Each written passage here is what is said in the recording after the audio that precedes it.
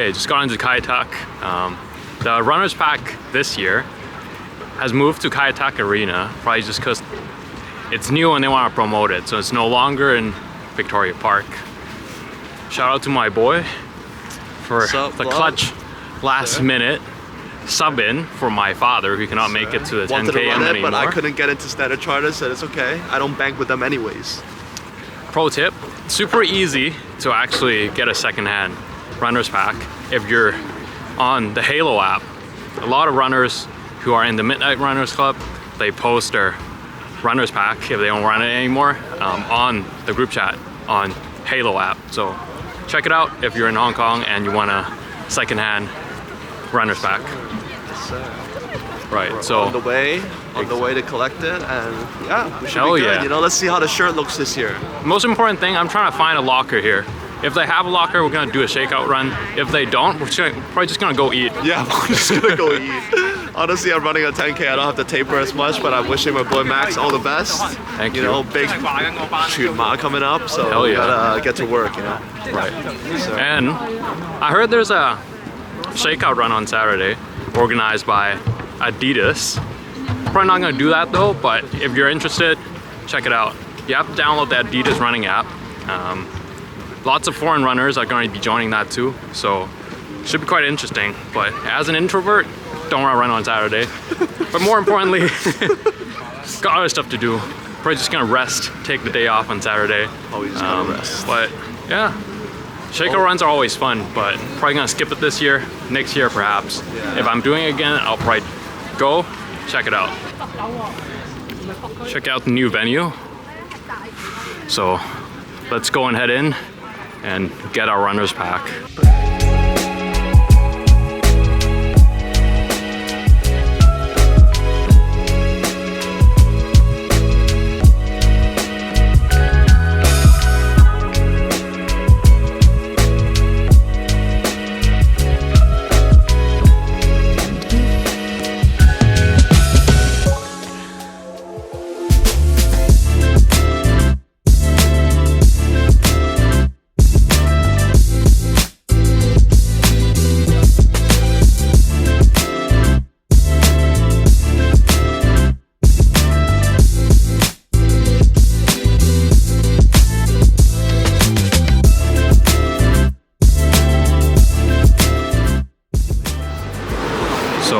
Even these pro athletes have a time of like 2 hours 23 minutes in the Hong Kong Marathon. It's most likely because of all the U-turns and all the hills. So perhaps I should be a little bit more lenient on my time as well. So I was gonna aim for the sub 4 marathon, but now I'm thinking, actually, I'm gonna have to buffer like 30 seconds each kilometer. Sub 4 is reasonable, but I don't think sub 4 is reasonable anymore because of all the elevation gain, but it's always good to aim high. True. But maybe 4:15 is also okay. This dude got it 3 times in a row. Damn.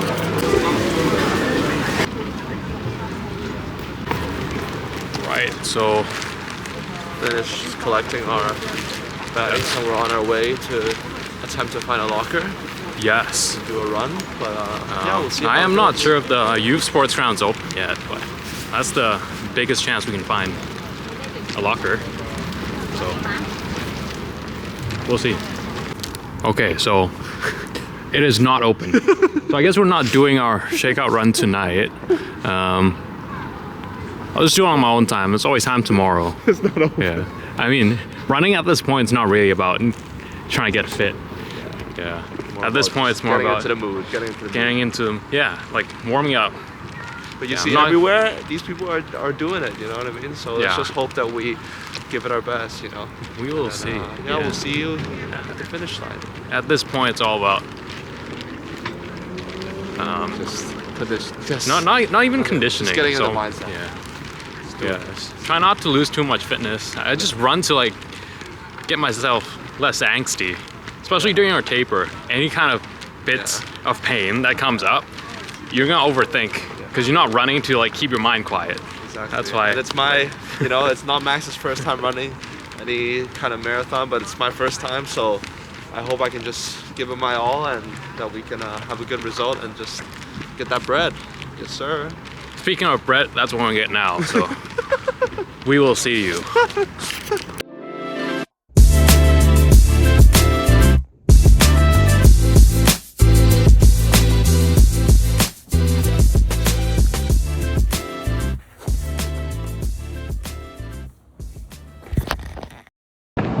Alright, so I didn't go out for a shakeout run last night.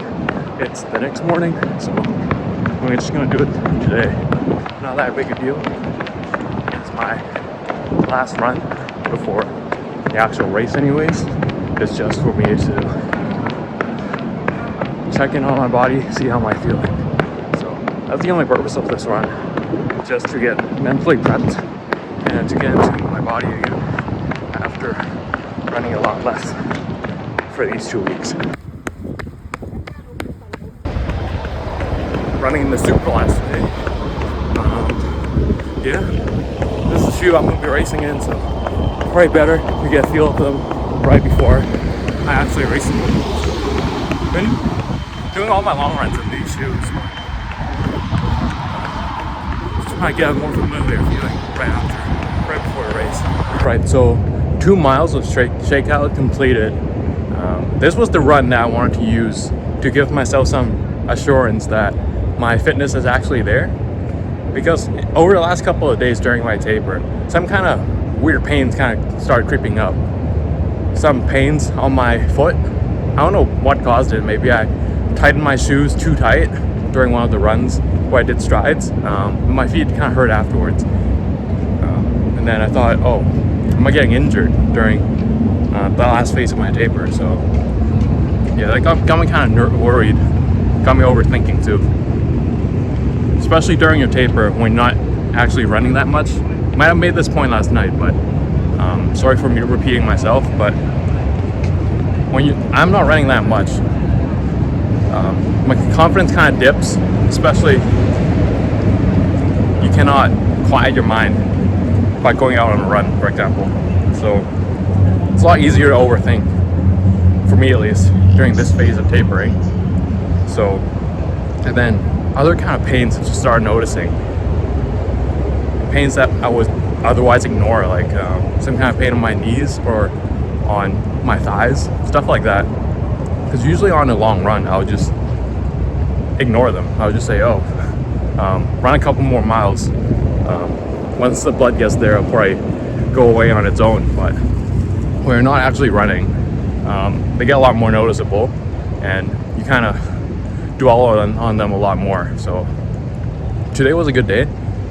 Those pains kind of went away, and it gave me a reassurance that I needed, that I'm actually prepared. So yeah, I googled about the pains during a taper to see if it's normal, and some people say it's because your body finally has time to repair itself that it didn't have time before. So that's why your muscles kind of get some twitches when you're actually not running that much. And of course, it's a lot more noticeable when you're not doing anything. So that gave me a little peace of mind as well. Yeah, it's not as cold as I thought today. The weather report said it's gonna be quite cold on Sunday, but today I just wore a t-shirt. I'm gonna be wearing the same outfit on the actual race day. So yeah, it's kind of like a dress rehearsal. So anyways, I'm gonna be talking about my race plan, race strategy for my first marathon. So as you may know, Hong Kong's marathon is notorious for its U-turns, elevation gain. You have to run under a tunnel, the Cross Harbor Tunnel. It's quite steep on the way back up, and it's located right at mile 20. So when you're the most tired, when you're hitting the wall, there's a really steep slope of like 50 meters of elevation gain within 1 or 2 kilometers. So that's, I think, will be the biggest challenge for me. And previously I said I was gonna aim for a sub 4, but now I think that might be a little bit overzealous, because I have to buffer time for all of the uphill sessions. So before, according to my Coros watch, it said I am capable of 3 hour 50 something minute marathon, but even the pros buffer a lot of time for the Hong Kong marathon. So for me and myself, I'll probably buffer like 15 minutes for a whole thing. Around 30 seconds to a minute per kilometer for all the uphill sessions. So within the first 10 kilometers, it's all going to be a climb. So my plan for that is going to be just go at my easy pace actually, because then my effort pace will be a lot faster. So for the first 10 kilometers, just going to be going easy. And then the next 10, it's going to be, the elevation gain is going to be a little bit more steady. So I can settle in a little bit more, try to go to my actual marathon pace. And then afterwards, from 20K to around 30, it's going to be a big downhill section. So for that part, I've trained for it already. The longest run I've done is like 34K. So that I'm not too worried about. Perhaps I could go a little bit faster or just right at my goal race pace. So for 20 to 30K, I'm right at my goal race pace, or if not a little bit faster, because it's all downhill. But I'll try to be more conservative just because of the last climb, the very deadly climb right after the Western Cross Harbor Tunnel. So the whole strategy is based on surviving the big uphill section at 32, 34 kilometers. So that's gonna be the biggest thing.